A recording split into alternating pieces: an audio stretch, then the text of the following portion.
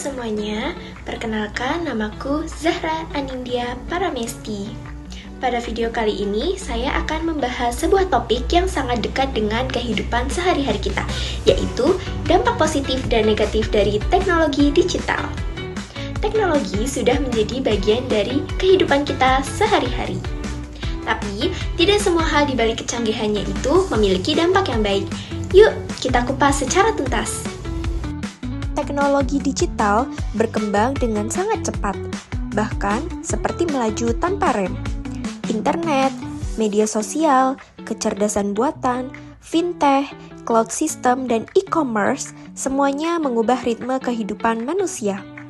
Survei Digital Behavior Global dari We Are Social menunjukkan bahwa rata-rata pengguna internet menghabiskan lebih dari 6 jam per hari di dunia digital, yang artinya seperempat hidup kita habiskan di layar. Saat ini kita generasi yang belajar menggunakan Canva dan bertanya mengenai segala sesuatu yang kita bingungkan ke AI seperti OpenAI melalui ChatGPT. Lalu cari ilmu dari YouTube, bayar apapun dengan QR seperti Kris, dan hidup selalu didikte oleh notifikasi. Teknologi itu alat, bukan tujuan. Namun, ketika alat lebih menguasai dari penggunanya, disitulah masalah dimulai. Sekarang, kita masuk ke dampak positif teknologi digital. Pertama, akses informasi instan. Teknologi digital memungkinkan kita mendapatkan informasi secara instan. Kalau dulu kita harus membuka ensiklopedia, sekarang kita tinggal hanya bertanya ke Google, dan jawabannya akan muncul hanya dalam hitungan detik. Kemudahan ini tentunya membuat kita bisa belajar lebih cepat, menyelesaikan masalah lebih efisien, dan membantu pengambilan keputusan. Yang kedua, transformasi pendidikan. Di bidang pendidikan, teknologi membantu pemerataan akses belajar. Mahasiswa bisa mengikuti kelas daring melalui Zoom, mengakses jurnal lewat Google Scholar, dan menggunakan AI seperti ChatGPT untuk memahami materi yang sulit. Teknologi juga membantu siswa di daerah-daerah terpencil yang mungkin tidak punya perpustakaan lengkap. Namun, mereka bisa tetap belajar melalui modul dan juga video. Yang ketiga, perluasan relasi dan komunikasi. Media sosial tentunya membantu kita mempertahankan hubungan jarak jauh. Fitur video call di WhatsApp atau Instagram tentunya membuat keluarga yang berjauhan terasa dekat. Komunikasi juga jadi lebih cepat.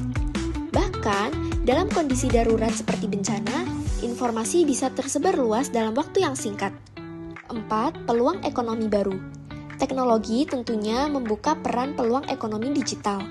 UMKM kini bisa memasarkan produk ke seluruh Indonesia, bahkan dunia lewat marketplace seperti Shopee dan Tokopedia. Kurir meningkat, seller meningkat, ekonomi bergerak, dan terciptalah sebuah lapangan pekerjaan yang baru. Yang kelima, efisiensi dan otomasi hidup. Aktivitas hidup jadi jauh lebih efisien. Kita dapat memesan ojek melalui aplikasi Gojek, memesan makanan melalui GrabFood, dan semua hal itu bisa kita lakukan dari rumah. Dengan IoT, kini ada rumah pintar yang otomatis dapat mengatur lampu, AC, dan juga keamanan. Dan keenam, kreativitas tanpa batas. Teknologi memberikan ruang kreativitas tanpa batas. Orang bisa membuat video profesional hanya melalui CapCut atau VN Video Editor. Bahkan, karya juga bisa dihasilkan hanya melalui HP. Artinya, teknologi memberikan kita sayap, bukan hanya sekedar alat.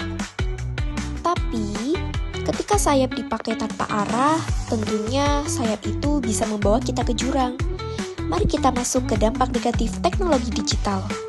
Yang pertama, kecanduan gadget dan time sink. Kecanduan gadget tentunya mencuri waktu, fokus, dan kesehatan mental kita. Platform seperti TikTok dan YouTube dirancang dengan algoritma adiktif, yaitu semakin kita scroll, tentunya semakin dia belajar apa yang membuat kita betah. Tentunya banyak mahasiswa kehilangan jam produktif karena dopamin scrollingnya yang terus-menerus. Kedua, cyberbullying dan kekerasan digital. Ruang digital sering berubah jadi arena kekerasan verbal. Komentar jahat, penghinaan fisik, Serangan personal dan perundungan tentunya membuat banyak korban stres, anxiety, bahkan trauma. Karena digital, luka emosional pun tersebar dan sulit dihapus. Yang ketiga, hoaks dan disinformasi. Kecepatan informasi membuat hoaks menyebar lebih jauh, lebih cepat dari klarifikasi.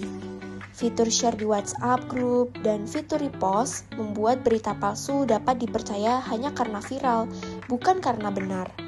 Keempat, pelanggaran privasi dan jejak digital. Banyak aplikasi mengambil data tanpa kita kaji detail izin aksesnya. Ribuan data pribadi bocor setiap tahun, termasuk nomor HP, email, NIK, data lokasi, sampai kebiasaan digital. Selain itu, kita punya jejak digital permanen. Sekali salah upload, dia bisa menghantui seumur hidup.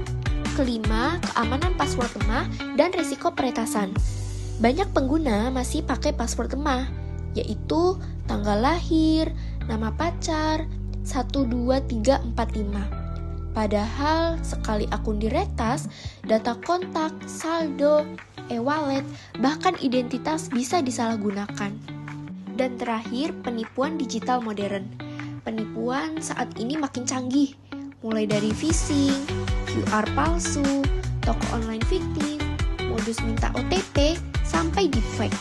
Contohnya, orang menerima chat seolah dari atasan, padahal akun atasan sudah diambil alih.